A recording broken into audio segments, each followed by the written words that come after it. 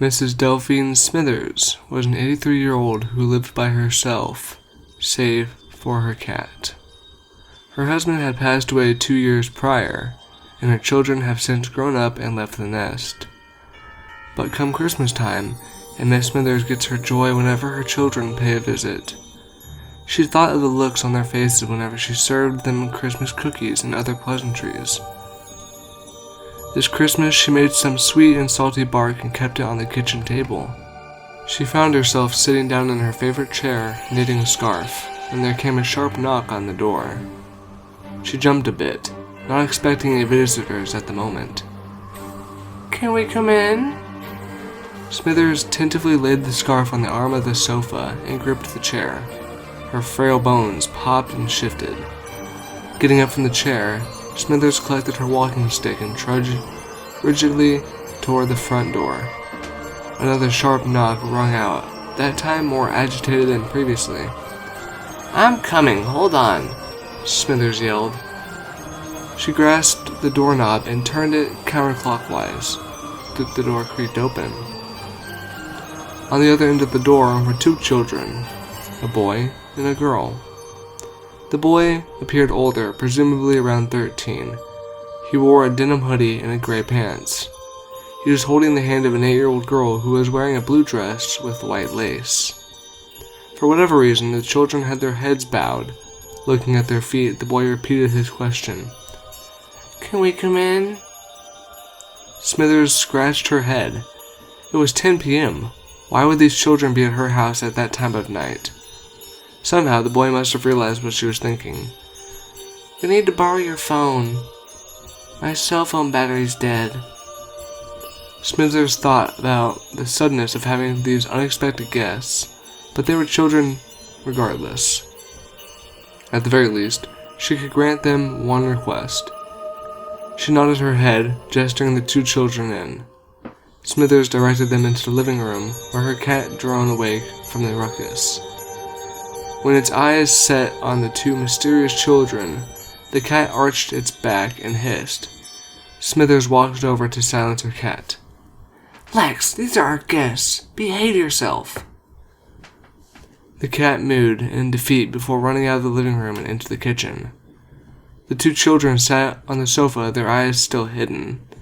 Smithers went into the kitchen and pulled out a plate of sweet and salty bark.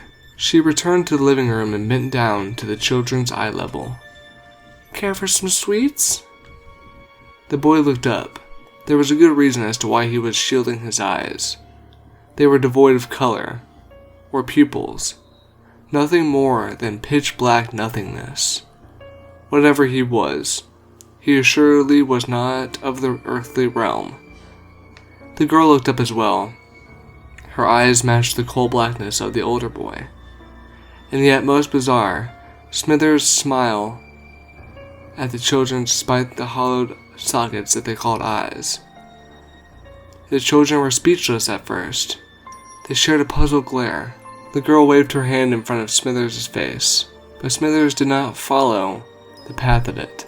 They leaned in closer, realizing that Smithers' eyes were glazed over in a thin sheet of blue. She was blind. Smithers suddenly frowned. "Oh, I'm sorry. Do you not care for them?" "Oh, thank you," the boy said. He took a piece of the sweet and salty bark and broke it in his hand before passing the girl a piece. Their heavy teeth ground down on the sweets. Oddness aside, the 2 children couldn't help but bask in the sweetness and saltiness of the snack. They indulged themselves in more of the sweets before getting up. They looked at the decorations with curiosity.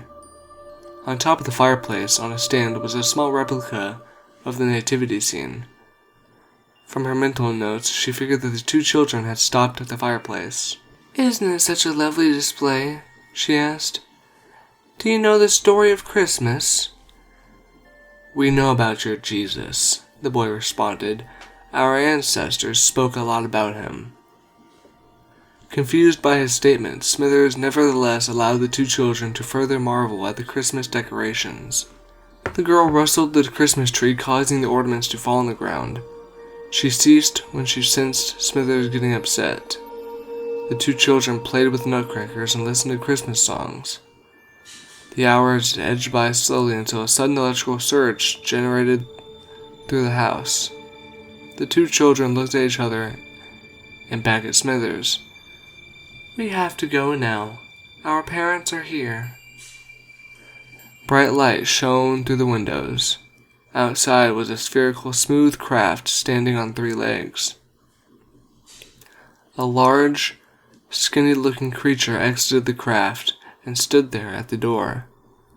The two children collected the plate of sweet and salty bark and exited through the front door. There came a sound of a large whistle, as if there were 1,000 steam engines situated outside. Within a flash, the craft was gone. Smithers called out for the two children, only to be met with great silence. She closed the door and returned to her knitting.